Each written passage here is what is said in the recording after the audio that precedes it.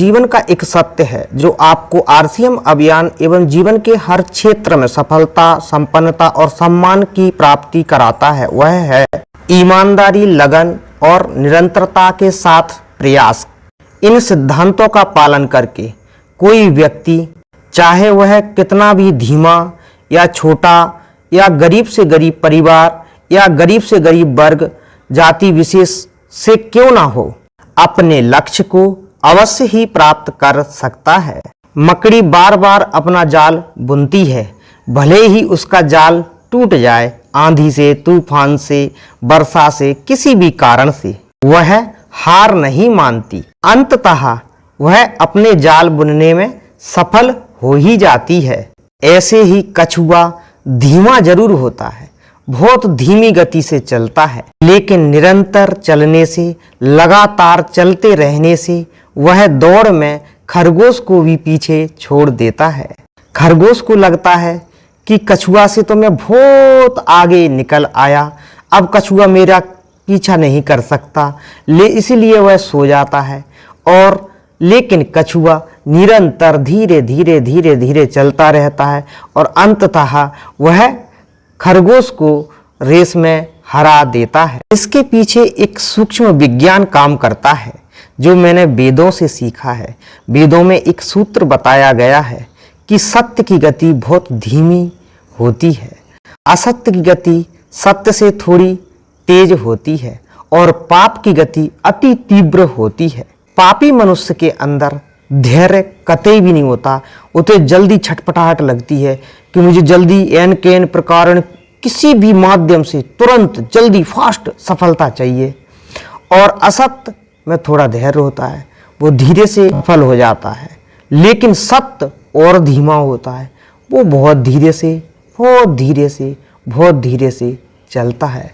ऐसा क्यों होता है? वो इसलिए होता है क्योंकि सत्य के आगे असत्य होता है।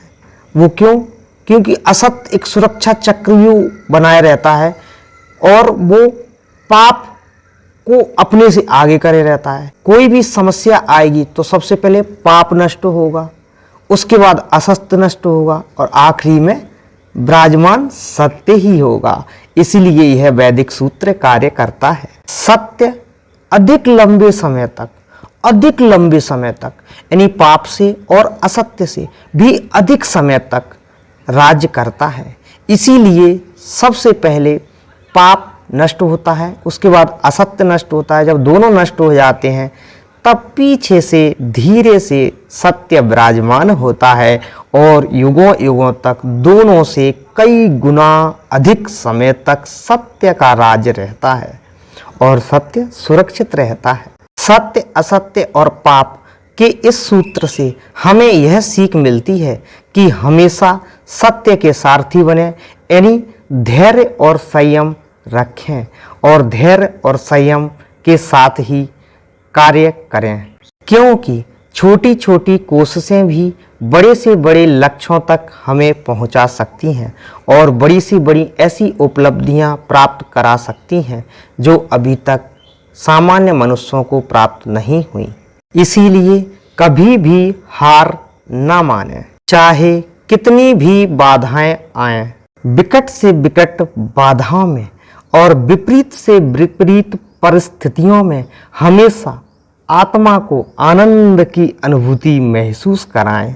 सत्य का एक सिद्धांत और है कि यदि आप अपने सपने एवं कार्य के प्रति पूर्ण रूप से, अपने लक्ष्यों के प्रति और अपने बनाए हुए उद्देश्यों के प्रति 100% समर्पित हैं और अनुशासित भी हैं, तो आपकी गति चाहे कितनी भी धीमी हो, आपका अचीवमेंट या आपका पिन लेवल कितना ही छोटा क्यों ना हो, तो आपकी सफलता निश्चित है। हमेशा धैर्य और संयम के साथ, ईमानदारी से, धैर्य के साथ कार्य करते रहें।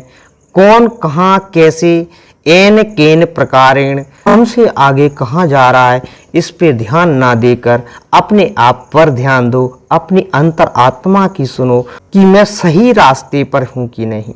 अगर आप सही रास्ते पर हैं तो निश्चित रूप से आपकी सफलता धीमी होगी और आपकी उपलब्धि देर से ही आपको मिलेगी।